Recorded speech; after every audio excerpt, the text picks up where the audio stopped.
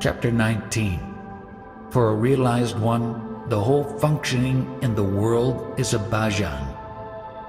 What does Maharaj think of the materialization and dematerialization of physical objects, as demonstrated by Satya Sai Baba? However, I do not want to restrict this phenomenon to Satya Sai Baba.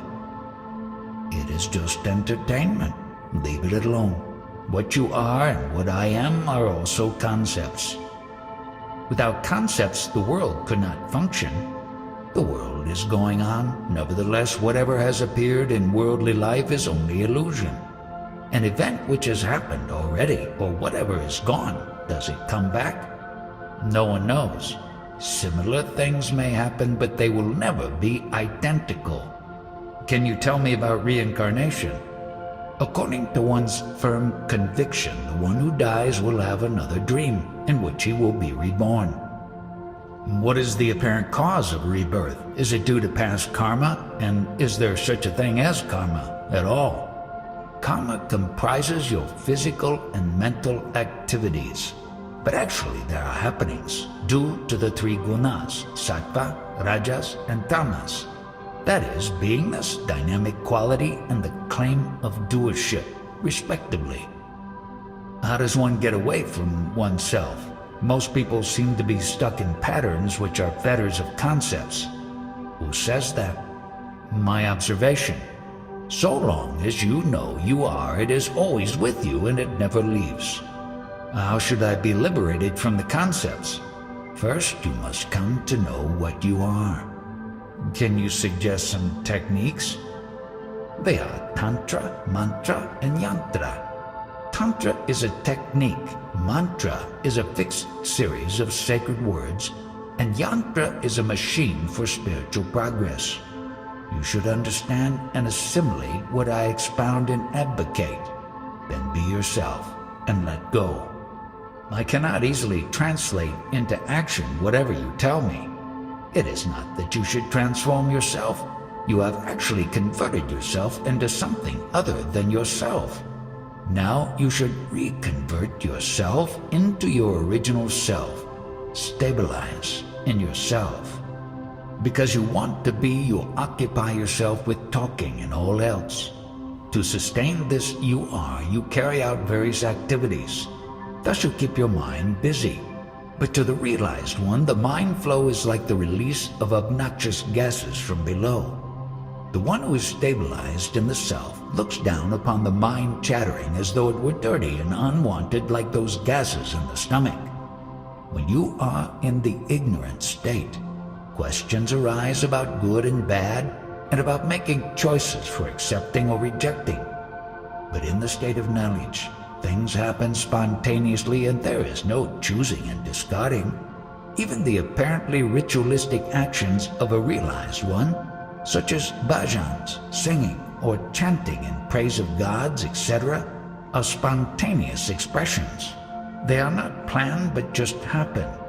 For the realized one, the whole functioning in the world is a bhajan. All the happenings are the result of you, the motive force. Although activities are happening spontaneously, you want to claim doership for them. But such a claim arises from your identity with the body-mind. Having acquired spiritual knowledge, what are you going to do for the benefit of the world? I will just be. People who have a liking for social work want to do something good. They want to transform the quality of the intellect of other people so they live in harmony with each other. The world is the expression of the truth, and people should be helped to understand this. If that is to happen, it will happen by itself. That which is changing continuously is the unreal. Change can be brought about only in the unreal. No change can be made in the real, the truth. In the world, you can affect improvement in the concepts, but do not dare call the concepts the truth. The truth can understand untruth, but untruth understand truth. Just as you change garments, you change your concepts and then you feel happy. The truth cannot be seen or perceived, but the truth can observe the untruth.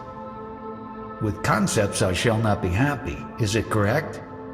You think that with concepts you can be happy. The happiness or bliss which reveals itself in the no-concept state cannot be perceived. In life there are moments of peace when we get a glimpse of the truth, and the faith developed as a result influences and guides our life. These are only words, and words do not contain the truth. The truth does not need the help of words. Whatever you say is experience, but you are the experiencer, and without it also you are. Experiences come and go, but the experiencer remains. You experience the world, but you are prior to the world. World is experiential, but you, the Absolute, are non-experiential. At present, the sense of you-are-ness is felt, but it is a temporary state. It will go. 100 years ago, that is prior to birth, this you-are-ness was not associated with you, the Absolute. This you-are experience has come as a fever. How and why this fever has come, for this there is no explanation or reason. In an instant you came out of the sickness you are. Is there any hope for me too to experience such a sublime moment? Yes, provided you understand and assimilate this talk. Whatever is now is the sense of being for all of us. First, one has to abide in it, and finally, it is to be transcended. This morning in meditation, I felt I was not in the body-mind, but only in the beingness.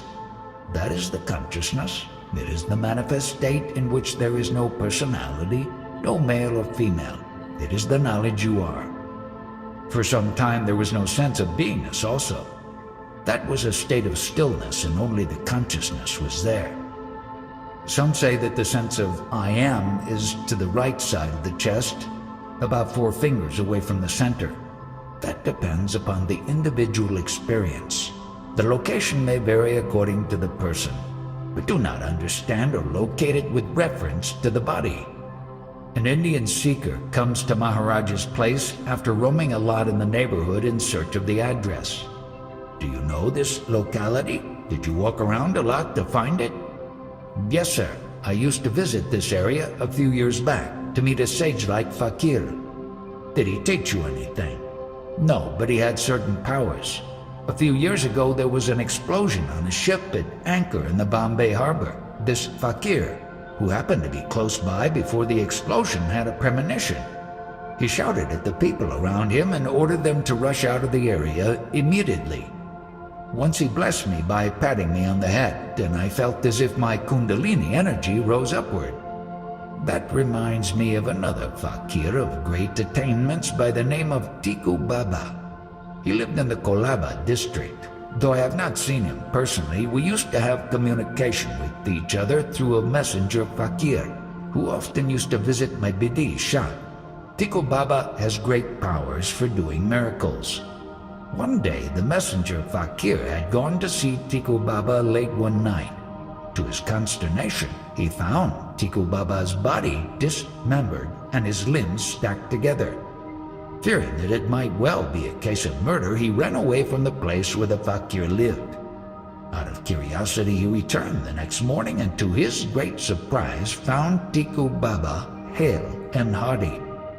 One day the messenger arrived at my shop with a message from Tiku Baba that I should come and meet him at the earliest moment because his end was near. It was further conveyed that before he was to leave the body, he would like to transfer all his powers to me.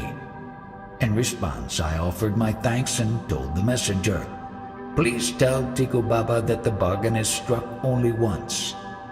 By this I meant that a true disciple accepts a guru only for once and remains devoted to him, and that he does not run after other gurus.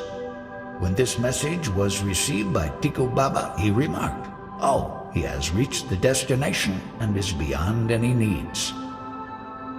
October 22nd, 1980.